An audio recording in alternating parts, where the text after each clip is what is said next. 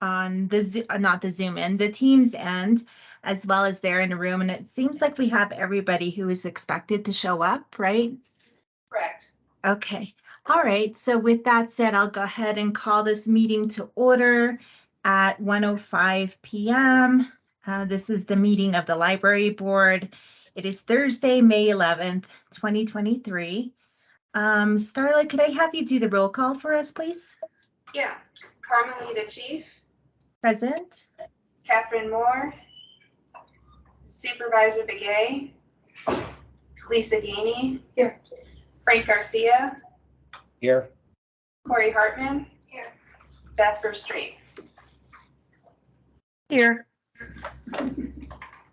Awesome. Thank you very much. We will move on to public participation. Do we have anybody from the public there in the room that we don't see? No. Okay.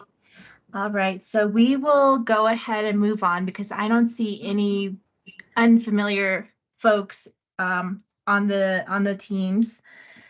So we'll move on to item 4, which is approval of the minutes from April 2023. I'll move to approve the minutes from April 2023. Okay, thank you, Corey. I'll second. Okay, thank you, Beth, for the not Beth, Lisa for the second. All right, so since I'm on the Zoom end, I will just have everybody state their name and what their vote is. So we can go around the room and then we'll go on the Teams platform.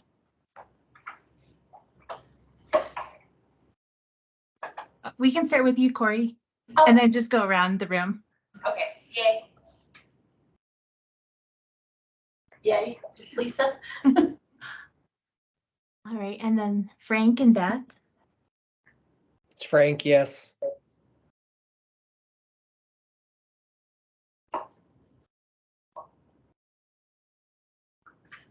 Hi, Beth. Sorry, Beth, yes. Okay, great.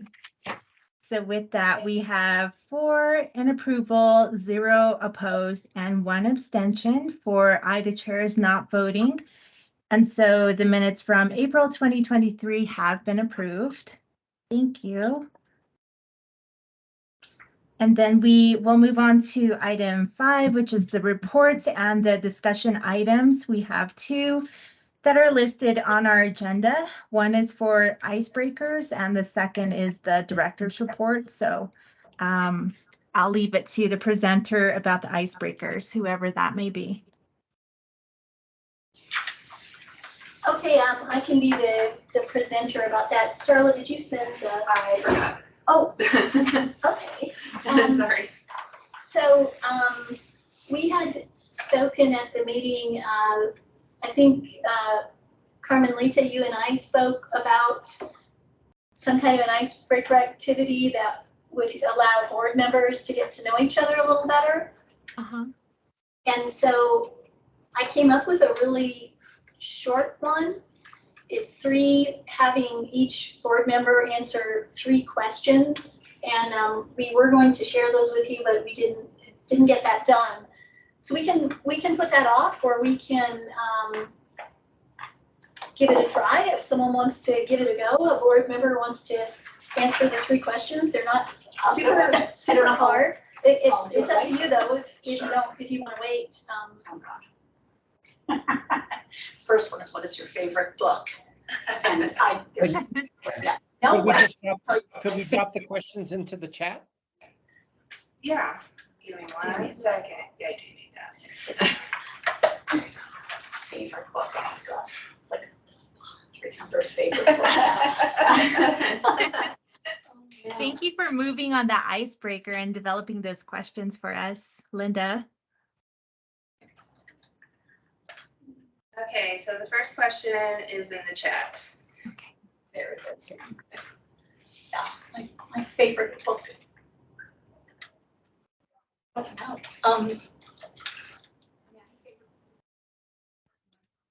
Wrinkle in Time was my favorite book when I was a child. Yeah, it's one of my favorite books actually. I've reread it recently, which I refuse to see because I know it's spoiled. I'll have to think about if there's anything. My earliest memory of visiting a library was probably, I mean, I know I went to libraries in school when I was very little, but I especially remember when we moved and I was 8 years old and my mom would started taking us to the library each week because my sisters were old enough to come along. And every week I would take out the maximum number of books you were allowed. And going home with that stack of books was one of the most satisfying things in the world. And as the week went by and my pile got smaller, it was like I would start reading slower so that I wouldn't use up the books before we had to go back and return them and I could get more. So that's my earliest memory. The most voracious reader in my family? Actually, right now, I have to say it's my husband. Since he retired, he has been plowing through books faster than me, and I thought I was the fastest one in the family, so, yeah. And my daughter, my son doesn't read as much. My daughter is a nurse, and now that she's been working for several years and she's very comfortable, she told me she's been going through several audiobooks a week when she drives to work, because she's like, now I don't have to study anymore. I know what I'm doing at work. And so, anyways, those are my answers. Thanks for kicking us off, Lisa.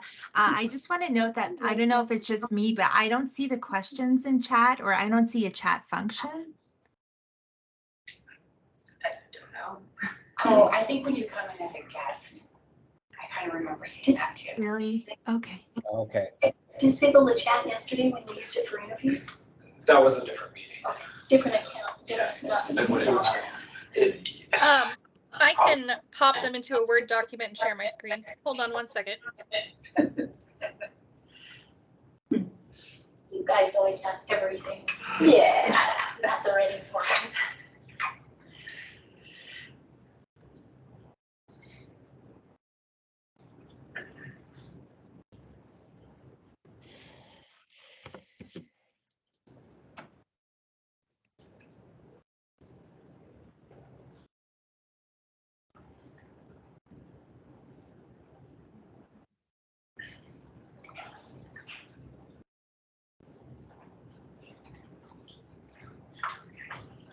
Really interesting looking at my book group. It's called The School for Good Mothers. Ooh, kind of picture Handmaid's Tale, but not about what handmaids do. Mothers that are not performing appropriately and they're reschooling. Oh, jeez. It's interesting. Kind of dystopian and kind of creepy, but the person who Don't tell recommended my kids said, about this stuff. yes, it's actually kind of freaked me out while I was reading it. It's quite interesting. It's interesting. Oh, there's the list. Well, it looks like we momentarily lost Carmen Lita. She might rejoin here in a minute.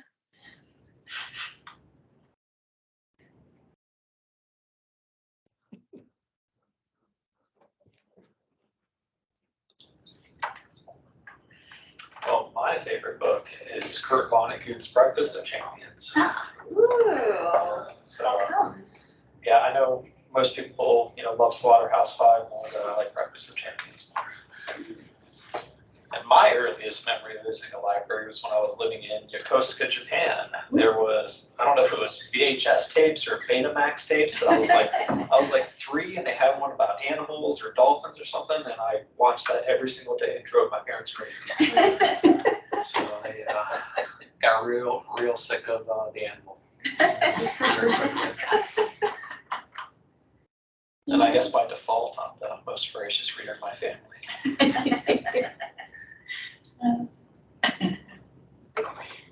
It's funny about the tapes, if you ask me, their favorite thing from the library. We checked out this video, National Geographic video about Kilauea erupting.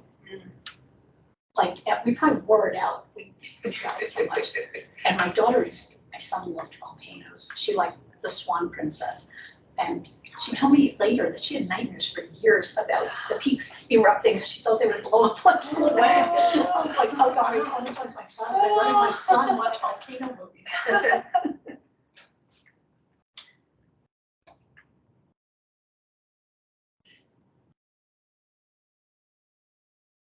Oh, there she is.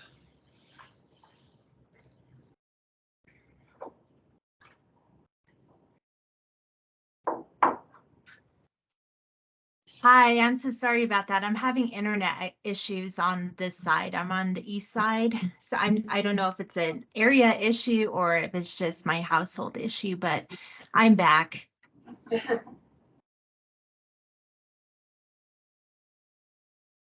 Okay, so I see that we have the questions up on the screen. Did you all resume or where did you last leave off? I think maybe Corey's next, or if you want to go next, but if you're not ready, we maybe could have a different board member go. I can go. I think I'm the same. I don't know if I can pick my favorite book, but I've read Allende's House of the Spirits the most when I was in college. That was like, I read it 3 times, I think. So I'll go with that. Earliest memory of visiting the library was 1st grade. And I remember it because I picked up Greetings to Him off the shelf and I could read it. And I was like, whoa. Oh my gosh. It's like when my daughter learned to read, she would drive down the street and she'd read the signs out loud. Children crossing. She was like, oh my gosh. I know that moment. Most voracious reader is, I think, my daughter right now. And she just finished Cloud Cuckoo Land and she really loved it. So, have you guys read that? I haven't read it yet. I know how large it is. I haven't read it. Yeah. She said it was great. How old is your daughter? 18. She's graduating high school next week. Wow. Wow, congratulations. Thanks. Thank you, Corey. We'll go with Frank and then Beth, and then I can go last. Sounds good. So I had a hard time deciding on my favorite book. I really have 2, and one is Steinbeck's Grapes of Wrath, and the other is Frankel's Man's Search for Meaning. I've always enjoyed those 2 books. My earliest memory of visiting a library was probably when I must have been in kindergarten, going to and being from Flagstaff when the library was in the old Theatricals building and going downstairs to the children's section and checking out books and that's my earliest memory. And I'm easily the most voracious reader in my family with 2 adult daughters that come a close second, but no cigar.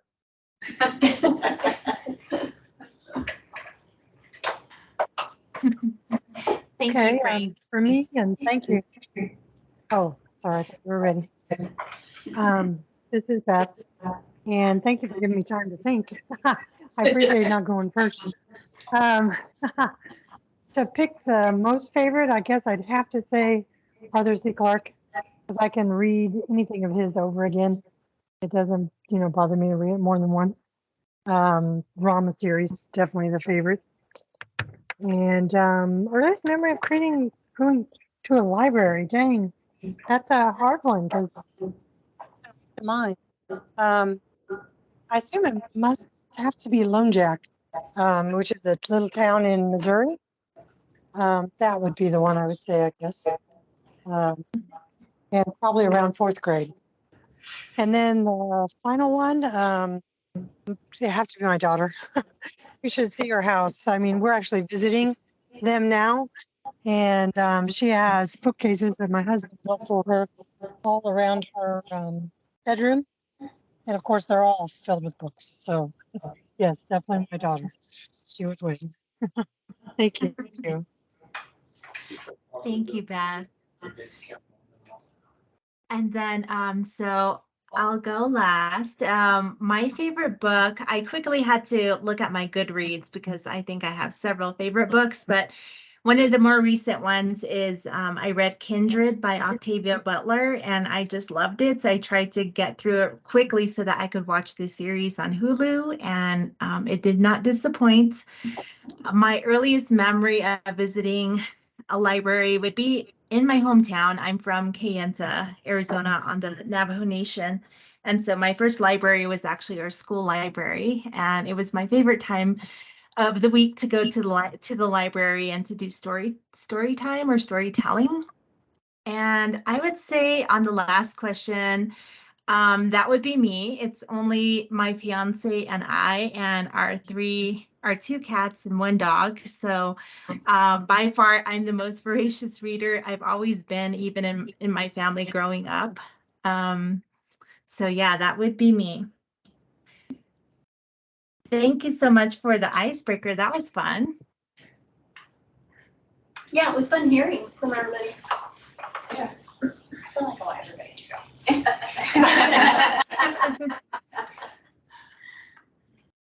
Thank Well, you, Linda.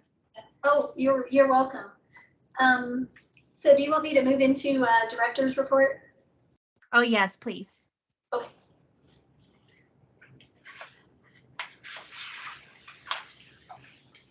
So I think before I get into the written report, I wanted to take a few minutes to tell you about something that recently happened that isn't in this report yet, but we had an incident at the Tuba City Library on Tuesday. A person came in with a gun and was coming after his girlfriend, who was hiding in the library under a table. And the situation eventually got resolved, but it was very frightening for that staff. One of the staff members was actually threatened and told to move out of the way at gunpoint. So that library is closed for the rest of the week. They have a very small staff. They only have 4 staff members, one of which is just a temp. And so the 2 people involved in the incident definitely did not feel ready to go back into that building. They have apprehended the man who came in with the gun, and he's currently in the jail, but that's something that's not in the report that I thought you all should know about. Sorry to start with that downer, but I thought it was important for you to know about it. Does anybody have any questions? No, I don't have any questions. It's just it's just really hard to hear when something like that happens, and I'm just hoping the staff members are getting additional support, like mental health support, or are able to talk to other folks. Yes, we've, Kirsten quickly shared with the group all of the information about how to access those services as employees of the library system. We have an EAP program, so they do have access to counseling. And my sense is that they're going to use it. I spoke to one of the staff members yesterday morning, and she was definitely calling them and trying to get something arranged.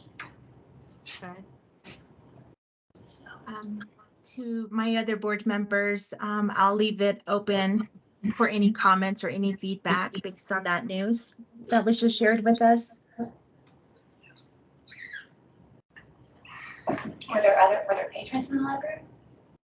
There were, because it took the police a very long time to respond, and a patron actually was who intervened when the guy pointed the gun. And so I guess we're pretty lucky there was a patron in there. I don't know if there were more patrons in there, but I know there was at least one who got involved. So I guess this is probably going overboard, but I just have to ask, is there any thought of putting metal detectors or something in doors and places, libraries and things? So what the manager of the Tuba City Library immediately requested was a panic button. And I think that is totally something we want to do. I've already talked to Mark, who I think is here. Are you here, Mark?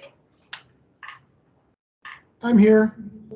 And Mark, do you want to give us an update on that? I know you looked into it and it's a little more complicated than we thought. Yeah, here in Flagstaff, we have panic buttons at our service desks. And they run through our VoIP system. Beth can probably tell you more about that than I can. But the VoIP provider that we have at Tuba City does not offer that option. So what I'm doing is I'm looking into see if we get another landline for the library from a different provider and see if they can offer that service. And then in addition to that, I'm already in the process of getting security video cameras at the libraries. Tuba City is one of those. We haven't gotten them installed yet, but the process is already underway and was underway before this began. And hopefully we'll get that done in the next couple of months. Video cameras don't stop things like that from happening, but if it does happen, at least we have something to give law enforcement as far as follow-up goes.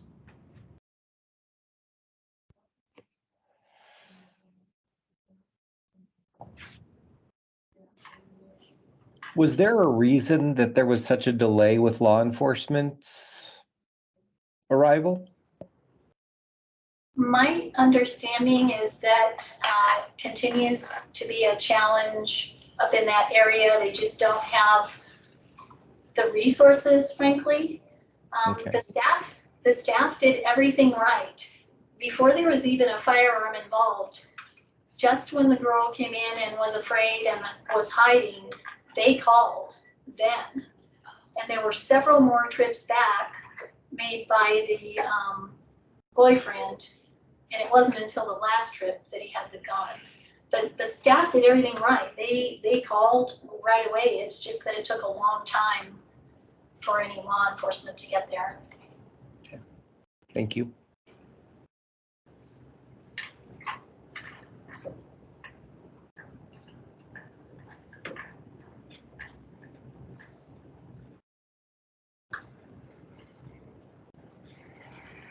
So turn our attention to the director's report now. And just a few things I wanted to highlight. 39 teens at the East Flagstaff Library. There is a photo of that in the report. Is an amazing number. That is so cool because we have a hard time getting teens to participate in programs. So definitely a shout out to that East Flagstaff staff for drawing so many teens to that party. And one of the things they did was they had a station where teens could get input on what other kinds of events they would like to see and that they would be interested in. So that was really great. I participated in that. I checked in teams and that was pretty fun. That was a very fun event. And just in looking through the report, also under adult programs, we had a very successful job fair here at the downtown library. And it was for city departments specifically, although Lauren Clementino, who coordinated it, is looking into expanding it the next time we do a job fair. But anyway, it was a great success. People got practice with writing resumes, with being in an interview, and it was a chance for the city departments to talk about the jobs available and give advice to people. So that was a pretty exciting event. And then the other thing I wanted to mention is under county budget and operational presentations, this year we were asked to provide an operational presentation where we just talked to the Board of Supervisors about all of the things. Let me delete you out. It's That the okay. library is doing and all of the accomplishments throughout the year. And so we did that one day, and then we came back another day and did our budget presentation. And I did include, and I think they're a little hard to read in this format because I moved our PowerPoint slides into this report. But one of the things we did that really created some dialogue with the Board of Supervisors was we included these comparisons to other libraries. Because, especially for me, being brand new to this area and this position, I didn't have a feel for where we might be. It seemed to me that the funding might be a little lower than from other places I worked, but I worked in resort towns, so you know, I didn't really know. So we went to work with looking up data in the Institute of Museum and Library Services statistical databases, and were able to come up with some libraries that had served similar sized populations, had about the same number of service locations, and somewhere in the ballpark number of staff. So you can see where the Flagstaff Coconino County Library fell in these comparisons. The first one looks at the operating revenue and operating expenditures for us and these other similar libraries. And Kirsten provided a nice line there that kind of gives you a point of reference too. So a little bit low there. Then the next slide, total paid staff. I didn't realize it really until looking at it now, but probably the lowest of our comparison libraries on that. Does that mean like number of staff members, or the staff are paid lower than everybody else? Number of staff. Number of staff.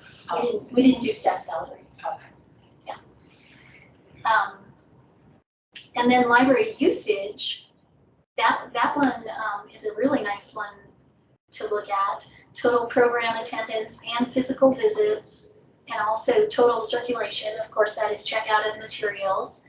And you can see that we were second on that, but not a close second, as I think you can notice from the chart. We don't know what they're doing up in Weaver County and Ogden, but they're doing something, you know, so. $100 bills in each book. Treasure hunt. So, yeah, I think those were the main items that I wanted to point out to you in my report. And I won't start talking about the PALS mobile that's mentioned in here, because we're gonna give a whole presentation on that. But I certainly am open to answering any questions you might have about the items I spoke about or others in the report.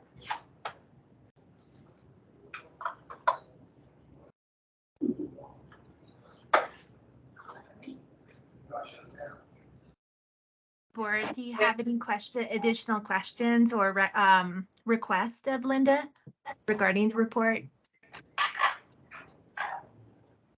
No questions, but I do appreciate the format of the report and the pictures and everything. That really helps give us a good view of what went on. Thank you. Yeah, I agree. Did you want to speak a little bit about the front entry? Oh, I'm sorry. That's all right. Yes, I forgot to mention the front entry. It's a standing item. I don't know how I forgot. So the only thing I put in the report this time is that paving is slated for Monday, but I did ask Richard before the meeting if he would give us just a little more information than just that. Sure. Absolutely. As always, thank you, Chair and Board, for having me. Just to give a brief kind of update, I know we're all very excited to get through that new entrance and all that fun stuff. The original, next date that we had for substantial completion, and for those of you who may not remember, substantial completion means we're well enough into the project where we can open it up to public access. Now that date was scheduled for tomorrow. Not gonna happen tomorrow, you know. But we are looking at the 22nd as the next date, so not too far off. And that will entail a lot of, you know, like the plaza work, which includes getting the furniture out there. That will happen next week. So that's what we're kind of have our eyes on next. The public art pieces have, you know, started to pop up, and they did get their Flagstaff Urban Trail style railing set up. The welder was on site earlier this week, and we saw him going to work on those, so that was fun to see. It's always nice to see sparks in the library. It wasn't flammable here or anything. So we continue to soldier on. I have been in communication also with the second contractor we'll be working with, who will be replacing the actual doors to have those automatic opening doors. So they're mindful that as soon as that substantial completion date, you know, happens, that their team can go ahead and get in. Liability reasons precludes us from doing that earlier. But just in communication with them to make sure that we're having a seamless transition as possible. And, you know, we're excited. We're very excited to get it up and running. My guess is, you know, sometime mid-June, we'll have all the plants and all the irrigation set up, all the stuff past substantial completion. And that's when we'll try to, you know, maybe start having a sort of a ribbon cutting ceremony, which of course the board is obviously invited to once it's actually, you know, firm and on the calendar. So if there's any questions, you know where I live, give me a holler.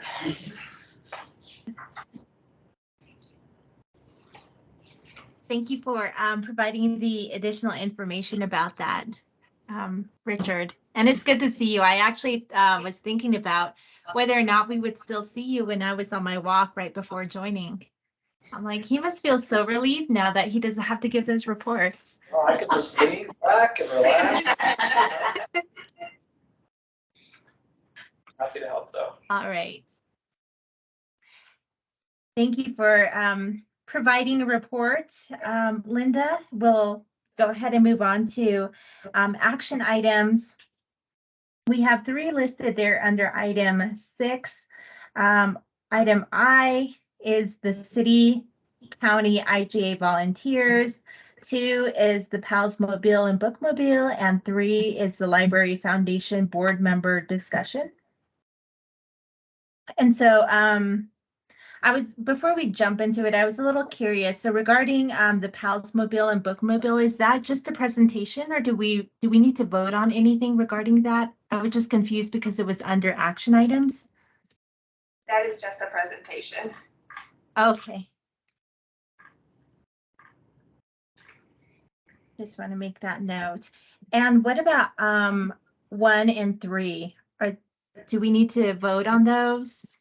Those were the continuation discussions for who wants to volunteer for the IGA, and also the same thing for the foundation, who wants to participate in that, based off the previous meeting discussions with Nat White. Okay, gotcha. Yeah. Thank you for that clarification. So with that, it's back to you, Linda, for the city county IGA volunteers.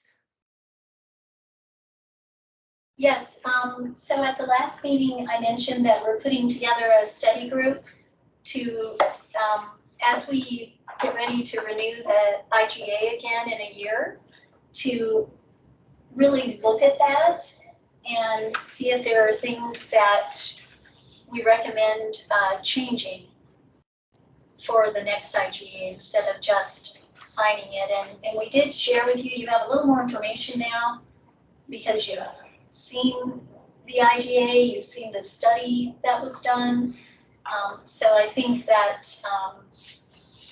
now that the board knows a little more about what that involves, maybe someone's going to jump right in and volunteer today, right?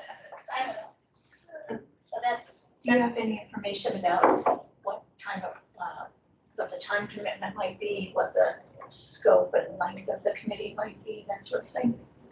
Well, the committee will be less than a year. Okay. Because, Have to be enough time. yeah, we're going to renew the IGA.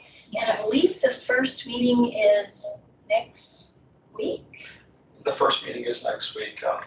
I'll be in DC, so unfortunately I won't be able to attend that one, but yeah, that's our first scheduled meeting for discussions with the county. And in terms of how many meetings, I don't think we're gonna have a good sense of that until we've sat down together as a group the first time. I mean, I don't see it turning into something that is a large time. Or something. No, I don't see that happening, no. Huh. Next week.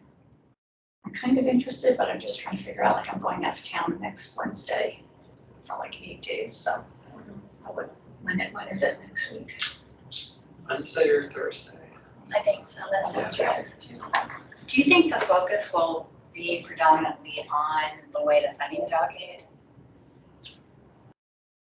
That could be a part of it, but it could, the discussion could get as large as, is the setup still the best for providing library services to this service area?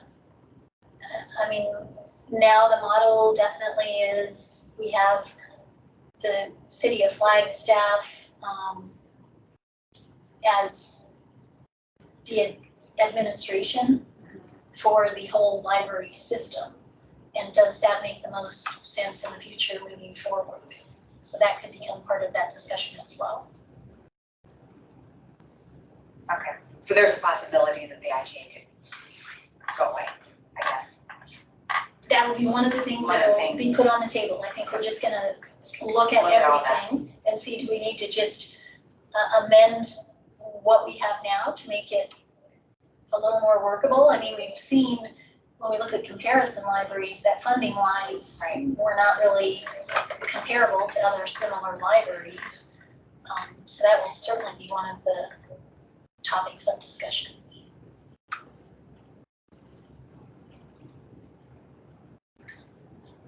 Seems complicated. We will have plenty of people on the technical and financial side of things weighing in. So like Brandy Suda, the head of finance from the city of Flagstaff, Siri Mullaney, the head of finance for the county, will be weighing in on all the technical and financial things. It'll go before legal. You won't be required to really do much of anything except for representing community opinion or what you think would be best for that type of thing. You won't be called upon to do any calculations or try to propose any structures. You'd just be really weighing in and determining whether or not you felt it was the best way forward. I'm a retired budget manager, so that part scared me off. But I mean, I can't make it next week, but I mean, if somebody else didn't want to do it, I might be interested, but I'll defer to anybody who really. I mean, I think if you're interested, I mean, this kickoff meeting, I don't know how much actually will get accomplished at that, so I'm not sure that it would be essential to be at that particular meeting, just at the future ones. I think that would be okay. And Kirsten, thank you for jumping in and clarifying that, because no wonder people look scared. They thought we were going to figure out all those numbers and everything else. So thank you. Was the legalese looking stuff in there that the numbers didn't bother me, but the legalese stuff, I was like, oh God, I don't. Not all. Yes, we will have people on hand who are experts in those particular areas. I'm just wondering, ideally, how many volunteers do you want, or are you seeking? I was thinking not more than 2, so that we don't have to provide notice of a public meeting every time. Oh. Okay. Oh, true. Good point.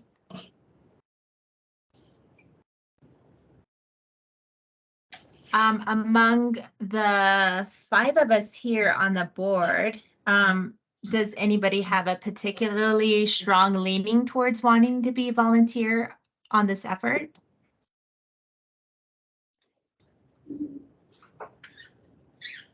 I would be interested, but I don't know that like meetings during the workday are going to work for me at this time of year.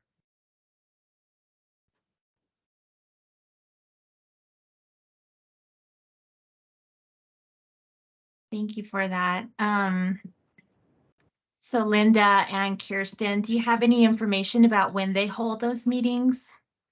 The first meeting is taking place next Wednesday afternoon, and I believe that meeting will set up a lot of the logistics. So if you'd like, we could come back to next month's meeting and give a little bit more detail about that schedule. That would be really helpful. Yeah, that would be.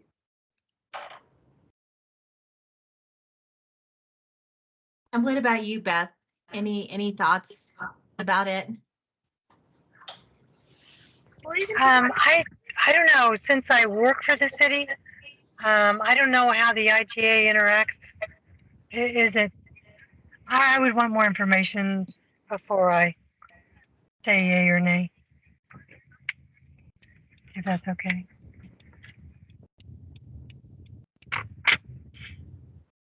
Can you hear me okay? Yeah. Okay. That makes sense. Going back to what Kirsten mentioned earlier, it would be helpful to have additional information in presentation form. I know that's going to mean that we won't be able to hear it until next month, and we will have missed the first meeting, right? That's correct, but it sounds like the people who are leaning most toward it anyway would not necessarily be able to attend that first meeting, so that's okay. Okay, all right. So right now, just for the record, it sounds like Lisa, you have a strong leaning towards it, as well as Frank, if it works with your schedule. Yes. Okay. Yeah, I would say so. All right. Well, do we need to vote on that, or is that just a informal decision of the board? Yeah, it was just a discussion just to see if there's any interest to join. Okay. Thank you. So sounds like we have a strong understanding of who might be representing us on that effort. So thank you to Lisa and Frank for considering it. All right. So with that, that was all right, Linda. Should I move on to number 2? Yes, I think that's great. I think that's exactly what we needed to find out. Okay. Awesome. All right. So now to Jessica Archer about the Palsmobile and Bookmobile. Okay, give me 1 second. I'm going to share my screen.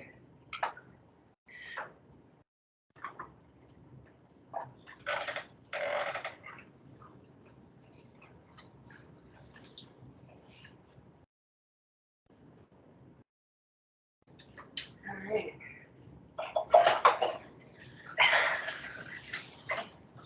So you can all see this screen okay?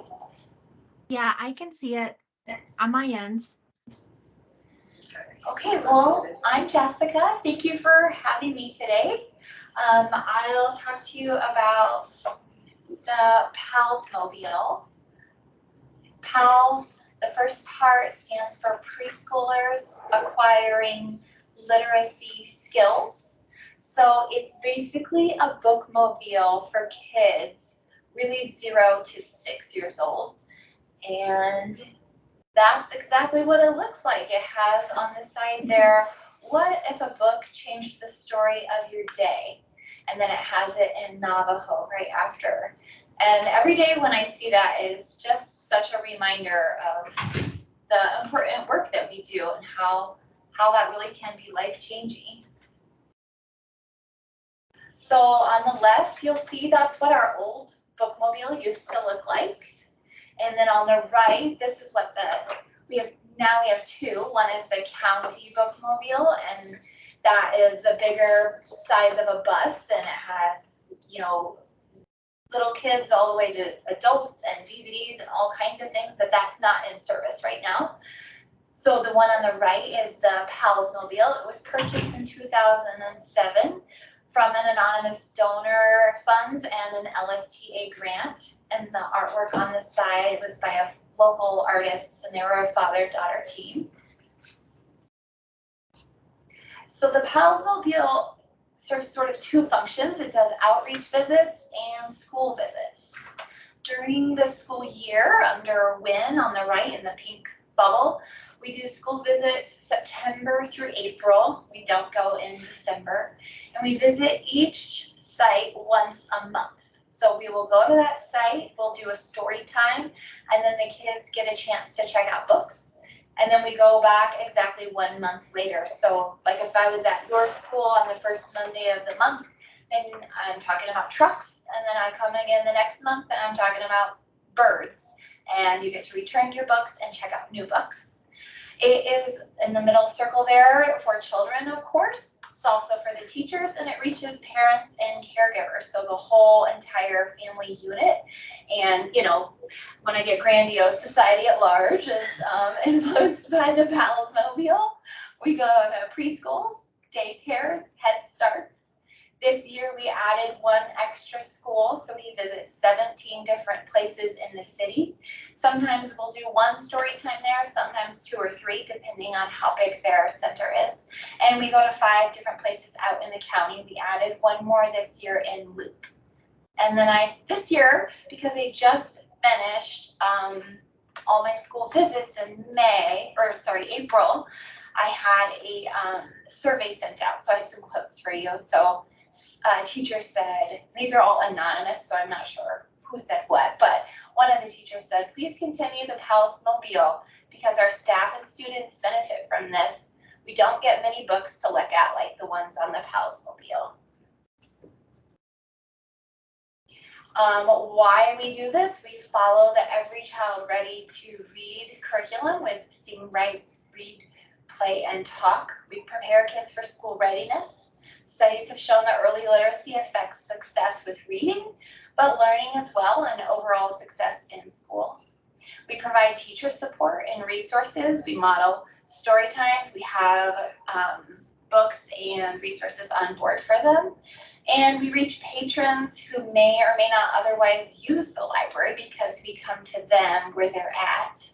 You can see the picture on the top left is a kid practicing and playing with felt squares. That was an activity that was real low key. Some matched colors, some matched sizes or shapes, some made like a house. So there's all kinds of really great skills and executive functioning happening even when you're just playing with felt. And the picture on the right is outside of school and they're all holding up the books they picked out. That was just in April, just a few weeks ago. And there are a couple other quotes on there. I asked specifically for feedback on the topics covered during our story times. And this person said the topics have been great. They span a number of interests, genders, and cultures. I've loved them all. I always take notes as they present so I can build my own reading library with theme ideas. And another teacher said, my students get so excited when I tell them the Pals Mobile's coming. They enjoy the stories and songs and sing along and pick out their own books. The Pals Mobile is the highlight of the day. So this phrase, the library has left the building, is a phrase that that I love, and I have a t-shirt that says that. So because I just finished up April, I'll tell you about April. We saw 368 people on board the Pals Mobile. So those are people that came on, looked around, maybe got a book, maybe said hello. We had 529 people in story times over the course of the month, and that's including kids and teachers. And of course, remember those kids go home and they tell their families all about what they've seen and heard. So you're really reaching more people than it seems like. We traveled 416 miles. We hosted 28 different story times over the month and attended 2 different community outreach events. And here's a list of some of the outreach events that we do throughout the year. We do a lot in the spring and summer and fall, and not as much in the winter. I'll be going to one this weekend called the Rural Arizona Engagement, and that should be pretty fun. So you can see in the picture, that's one of our staff members in the blue shirt. His name is Shay. He works at our East Flagstaff Community Library. And he's, building blocks and playing with kids. So we try to have some kind of interactive thing or a craft or something they can do and welcome them in. And we can make library cards and they can check things out or sit in there and read together. So recently, I think in March, for the first time, I went to the Tuba City Flea Market, and I brought with me toiletry items and free books. And this was just a quote someone said to me. He said, "Will you come back? We need help." So I will definitely work that into my schedule and come back and bring more things for them. These are some pictures. I wish I could show you the cute kid's face. She had the toothiest smile with all these gaps. She was super excited. She did a little craft outside. And you can see all the books, of course, and then display. And that father came in playing with his kids, and they read for a long time. And at a different outreach event on the right side there, you would think that like 10 to 12-year-olds might not want to be on board because they're kids' books, but they sat in there for like half an hour. I remember this book. I remember that book. Look at this one. They read to each other and showed each other pictures, and they just hung out. It was a pretty cool thing to behold. I was pretty surprised, but like glad they felt comfortable just hanging out. And those kids on the left, they were adorable, and they are wearing some hats we gave out. And one of them said, "This is so fun. Can you come to my birthday party?" My mom says it's okay. I feel like I gotta get a better answer about that one. And then on the picture on the right, that was an outreach event I went to. The whole family participated and made a little drawing and stuff and got library cards. So on the far left, you can see there's a picture of after I went over a bump. All these shelves fell off and they broke. And so for quite a while, we didn't have quite as many books as usual on the Palsmobile. And since we needed new shelves, we applied for and received a grant through AZLA, the Arizona Library Association. They were working with this group called AHEAD, which is, I'm trying to remember, Advancing Health Equity, Addressing Disparities in Arizona. So we were grant funded. We took all the books off the Palsmobile, as you can see in those bottom two pictures, and cleared it all out. And then we had someone come, they fixed the shelves and replaced shelves. They added more sturdy supports.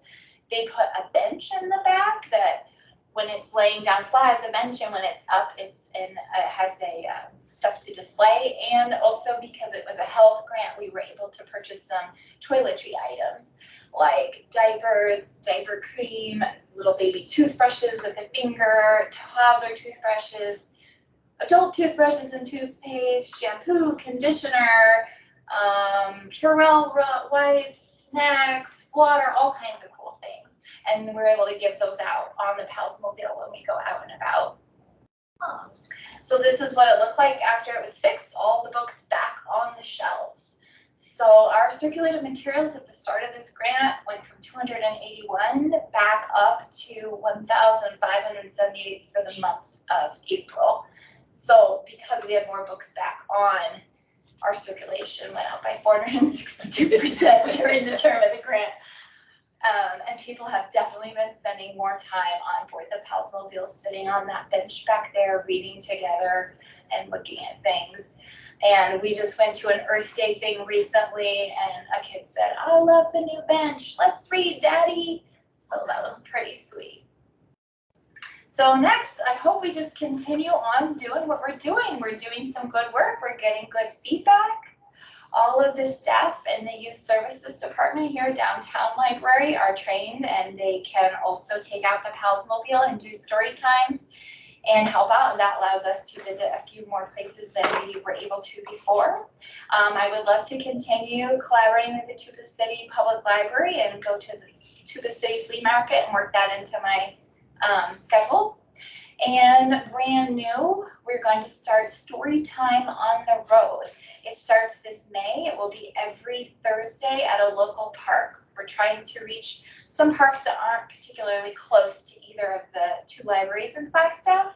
So we'll either be at Doney Park or Kachina, and we'll be at the park after work. Hopefully people can come by with their whole families and get a story time, play some games outside in the park. We're coordinating with the Coconino County Literacy. We're going to take turns and work together. And just two more quotes. One says the children eagerly await each monthly visit. This is from the school again, from the Pals Mobile. They love story time and being able to go inside the bookmobile and choose a book and take it home. Has an element of novelty that fuels their interest in reading. I love coming back to the classroom after a visit and the kids just can't help themselves from diving into their books. As a teacher, I appreciate having outside professionals joining our day to share a new voice and passion with the student body. I look forward to continuing our relationship with the Pals Mobile for many years to come. And the other said, well, first of all, our community does not have a public library, and this program gives students the opportunity to check out books and go aboard the Pals Mobile and get that feeling of being in a library to actually look and read books. And that's that. Do you have any questions for me about Pals Mobile or how it works? And I'll just extend an invitation. You are all welcome to tag along to any outreach events or things we do, or just you can come look at it for a couple minutes if you want. That's amazing. I'll open up the floor for board feedback at this time. I just have a question about, you said you do September to April? Yeah, in the schools. But then did you have some summer events listed? Oh, on one of them? Yeah, that's cool. Yeah. So we go to the schools September to April, and then we're doing outreach events all year. And if you have a kiddo or grandkiddos or whatever, you will know that our summers are really busy with our summer reading challenge, which starts June 5th. So I also focus on that a lot in the summer. In the summer, how do people know that Pals Mobile is coming? Yeah, we're usually invited to outreach events, so we're tagging along a lot to other things that are already planned. It's not usually an event we planned ourselves, but the story time on the road is an event we planned ourselves, and that's going to be brand new. The first one will be happening on 25th, so we'll see how that goes. It's an experiment. We're trying. Who are you collaborating with? Was it the Literacy Center? It is through the Coconino County Health Department. Oh. They have a literacy and outreach coordinators. That's their title. Yeah, 3 people over there. So yeah, they're gonna come as well and help host it.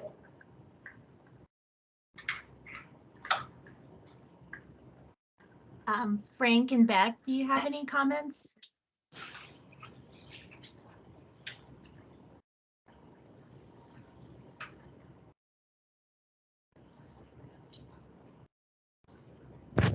The only thing I would say is, that it's so cool for kids, when they go to the kind of like Earth Day, I think you're over there, Earth Day too.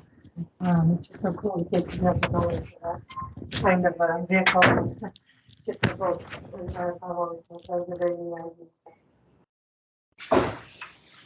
Thanks. Thank you.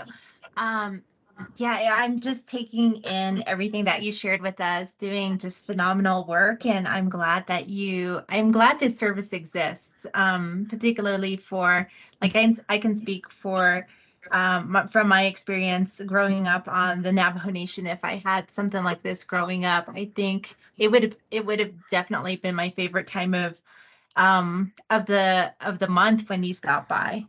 And I'm really glad that you were able to secure additional grant funding to get the shelves repaired, because it definitely is very apparent that the services are very much well loved. And yeah, I just want to leave you with that and continue the great work that you're doing. Thank you. Yeah, I think the fact that the little girl noticed that it was a new bench, Yeah. I love that. She must Yeah. come enough to recognize that. Yeah. That's awesome. And they want you to come to their birthday party. Yeah. That's a huge compliment from a little kid.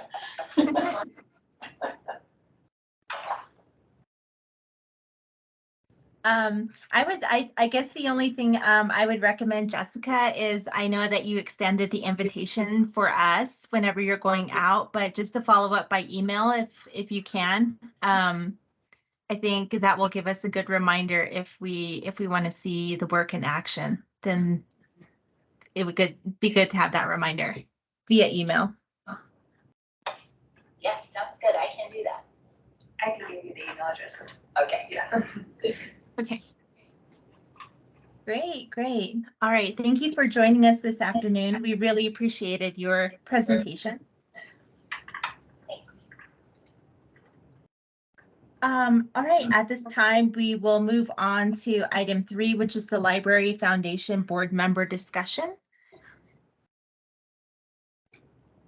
And I'm unsure of who's going to lead that discussion. Is that Linda or Starla? I know Starla, you sent out information to us just recently about that opportunity from Nat White.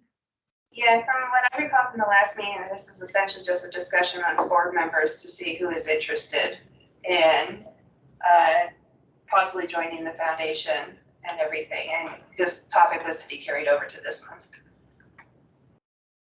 Thank you for that.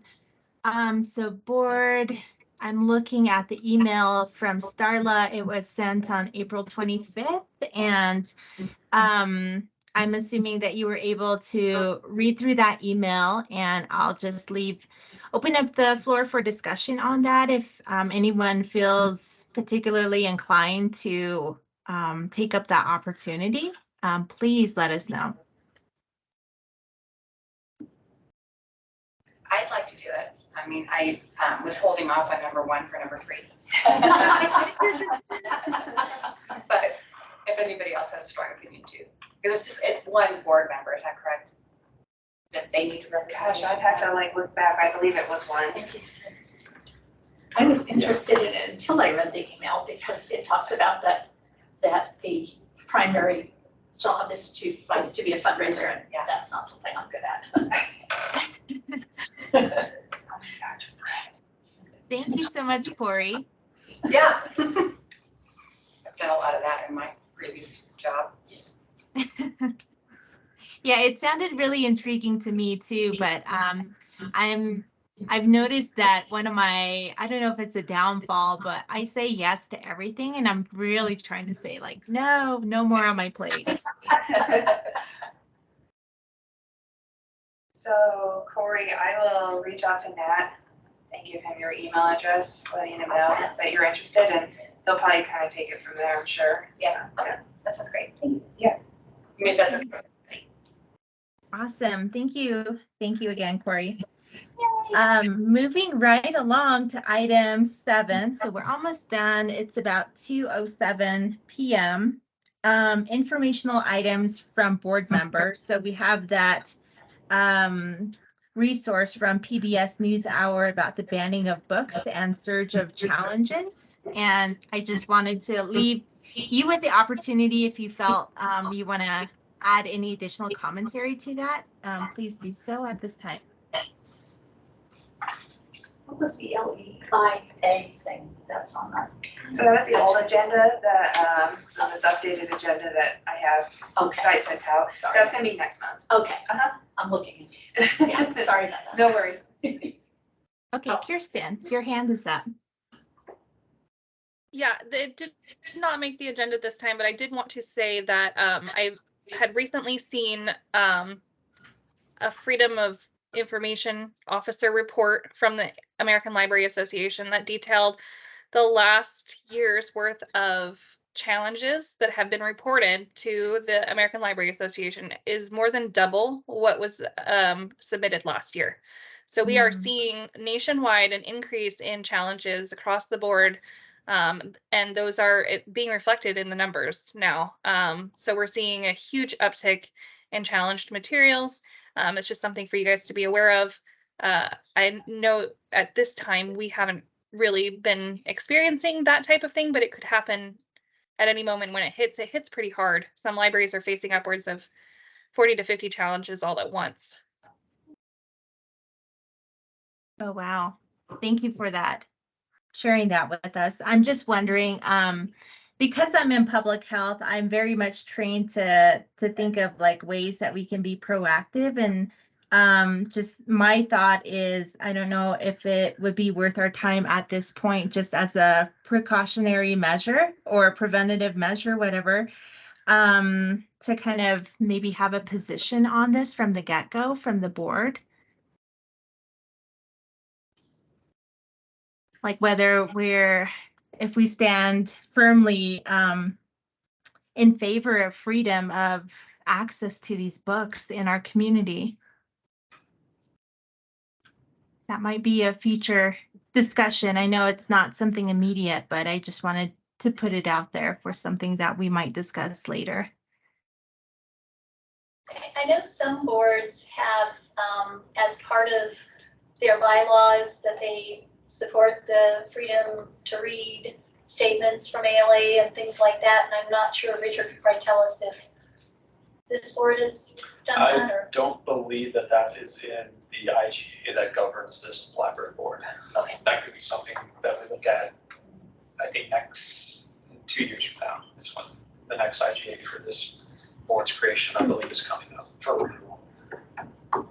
But actually, it might be 3 years from now, because it just went through last year. Well, that's right, you guys call it an IGA, not a bylaws. Yeah. I will speak very briefly that, in my time here, we've had one book challenge, that was regarding a Thanksgiving item that was rather antiquated, and its notions of, Indigenous people and how they view that process of Thanksgiving. So part of our process is that, we'll set up a panel to review the challenge material and then make a determination based on, individual staff knowledge. So in this case, it was a children's book. So we had our youth services department really look at that and assess whether it was something we wanted to keep in the collection. We did remove that item from the collection due to some of the caricatures that were in it, if I'm recalling correctly. That being said, they're very rare here. We fully support, a parent's ability to choose what their children are, viewing. That's certainly their right, but it is not us, the library's, responsibility to censor those materials for them, nor prevent access to those materials. So we, are honestly quite blunt when that does come up, which again is rare. Okay, so back to Linda and also Richard, what would your recommendation be? Is it something that maybe we can hold off on, maybe revisit a year from now, 2 years from now? It sounds like there's not a huge, a huge pressing priority at the moment.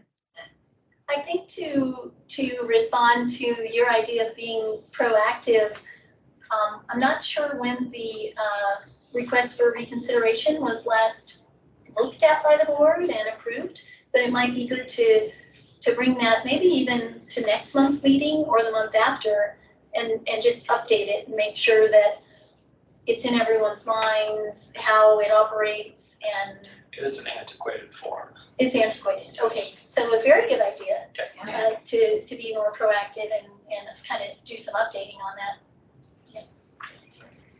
That sounds good. I agree with that. Yeah, I would say additionally, in terms of like recommendations, I will defer to the board on what you all think is the best, path forward. I also don't disagree that, unfortunately, these challenges, as Kristen mentioned, are becoming more and more prominent.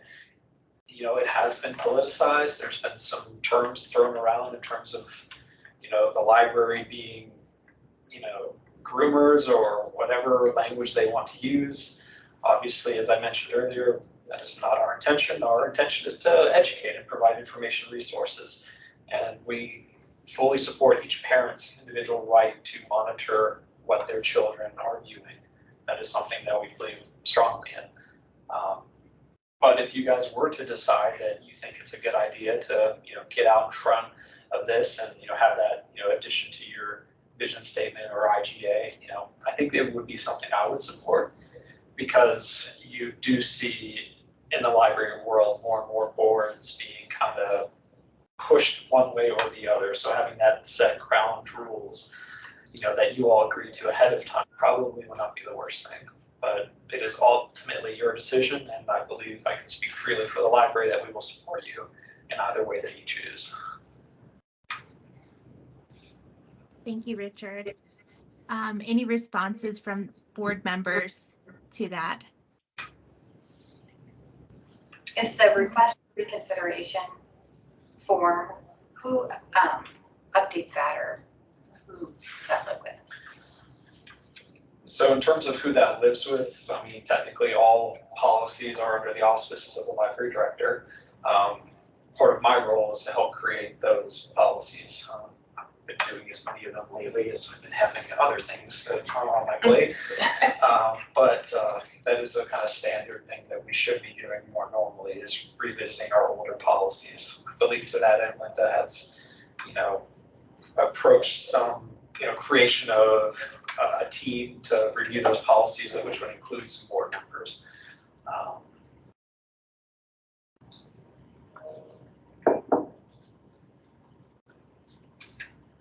Yeah, I think one of the reasons the numbers have gone up so much with people wanting to remove items from libraries is there are some very well-organized groups who have made a concerted effort to remove specific materials from libraries all around. And one of the things that we're seeing is that those groups try to recruit a few local people to do their bidding in that town, but it's largely being pushed from this larger group from somewhere else. I can't remember the names of any of those groups. In Utah, it was the Community for Decency, but I'm not sure here what the names of the groups are, but there are some national ones who are really orchestrating an effort. So it's not really like there's suddenly more discontent of people in towns everywhere. It's more like there's this larger movement by specific organizations causing those numbers to go up, is my understanding of it. That's accurate. I think it sounded like a good idea, though, to get out in front of something, because if there was a huge rush suddenly, if the numbers, you've had one, if suddenly there's two, and then there's five, and they're starting to climb, and we have to scramble to do something that could take, I'm guessing, a couple of months to put together what the, a bunch of meetings to figure out how to state the board's stance. And maybe we should get started. Yeah, thank you, Lisa. Before I jump in, I want to offer Frank and Beth some space if they have any thoughts on this issue or on the topic at hand.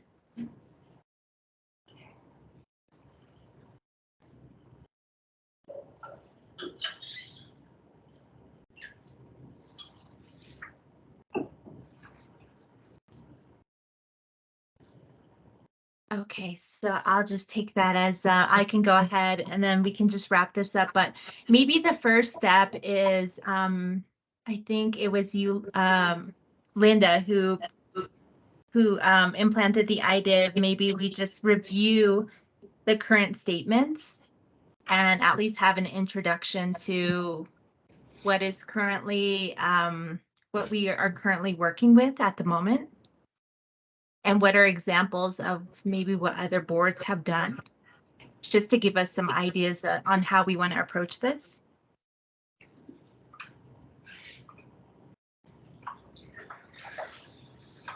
That's a good idea. Okay. And yeah, we can start that next month just with a brief introduction to get us all acquainted with the topic.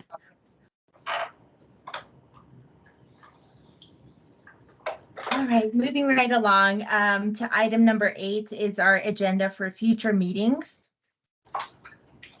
We don't have anything listed, but one thing did come to mind for me is I'm unsure when it was last year that we did elections for these positions of chair and co-chair, and I just wanted to revisit that and see if where are we with that timeline. Is this position that I'm in like a 1-year term, or was it 2 years? I kind of need a refresher on that, and if it's time for us to do elections again. I think it was January because that's when I joined and you were being elected that month. Okay, of last year. Mhm. Okay. Yeah. 22. Okay. I'm just, I can't remember if I committed to like a 1-year or 2-year term. If it's 1 year, then obviously we're overdue for those elections. We can check in the bylaws / IGA and see what it says. It should say something about elections in there, I believe. I think so. And we can also review past minutes from that meeting in 2022 and just determine what was decided then as well. Okay, sounds good. Thank you all. All right, so on to item number 9. Our next board meeting is on June 8th, 2023 from 1 to 2:30 p.m. And with that, I will ask for a motion and a second to adjourn the meeting.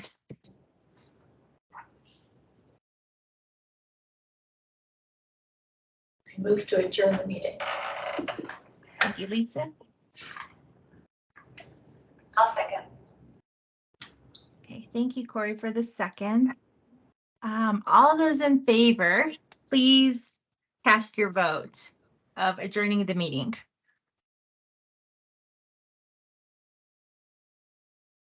Yay. Beth and Frank, are you still with us? We're voting to adjourn the meeting. Yay, I'm back. Okay, thanks, Beth. Frank? You might have stepped away. Okay, so the vote is 3 in favor.